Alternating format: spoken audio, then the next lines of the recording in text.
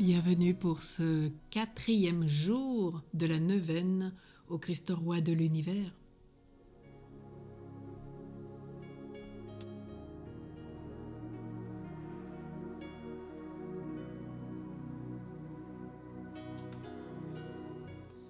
La poursuite du chemin amoureux de la croix. Si nous voulons fêter la royauté du Seigneur, nous devons parcourir le chemin de croix. Jésus est un roi, innocent, condamné. Les hommes sont habitués à bien d'autres rois et à bien d'autres manifestations de la royauté. Jésus l'avait déjà fait comprendre. Les rois des nations païennes leur commandant maître, et ceux qui exercent leur pouvoir sur elles se font appeler bienfaiteurs. Luc 22, les versets 25 à 27. Il y a donc une différence entre la royauté du monde et la royauté de Dieu. Entre les manifestations de la première et celle de la deuxième. Il est le roi des Juifs. La motivation de la condamnation signifierait, dans la tête des chefs, la fin de l'absurde prétention de Jésus. En fait, c'est l'affirmation inconsciente que la royauté de Jésus se manifeste vraiment là, en croix, dans toute sa splendeur. Voici ce qui est inouï. Jésus ne se sert pas de sa puissance divine pour se sauver lui-même, pour se soustraire au don entier et total de lui-même. Il n'utilise pas son pouvoir pour contraindre ceux qui le refusent à admettre leur tort.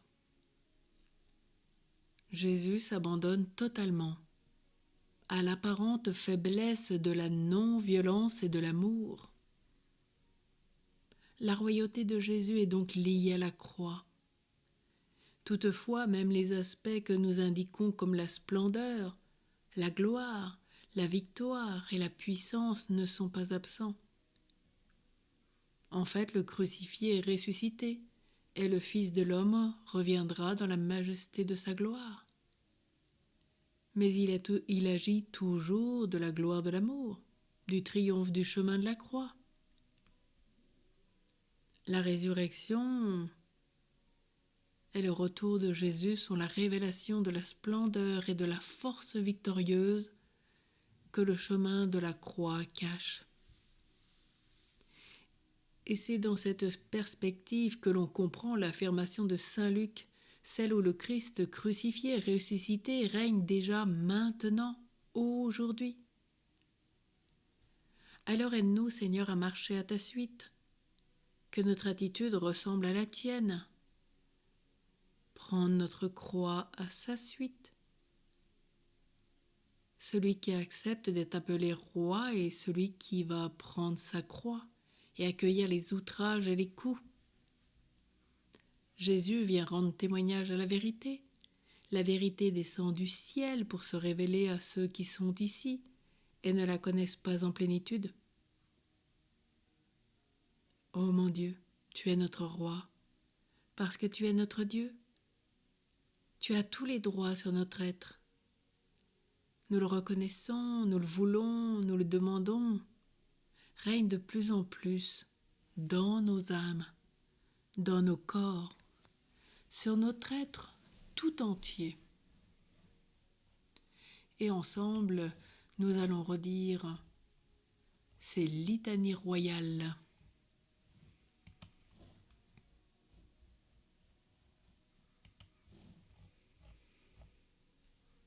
Roi sans palais, prie pour nous. Roi sans armée, prie pour nous. Roi sans trésor, prie pour nous. Roi d'un royaume de pauvres, prie pour nous. Roi d'un royaume de frères, prie pour nous. Roi d'un royaume de pécheurs, prie pour nous. Roi qui détruit la violence, prie pour nous. Roi qui renverse les puissances, prie pour nous. Roi qui relève ceux qui tombent, prie pour nous. Roi qui dissout les ténèbres, prie pour nous. Roi qui guérit les blessures, prie pour nous. Roi qui pardonne les péchés, prie pour nous. Roi d'humilité, prie pour nous. Roi plein de douceur, priez pour nous. Roi sur un ânon, prie pour nous. Écoute-nous, Seigneur, souviens-toi de nous, Seigneur, quand tu viendras dans ton royaume. Seigneur Jésus-Christ, notre Seigneur et notre Dieu, vérité suprême, Fils du Père, nous t'adorons, ô Roi des rois. Amen.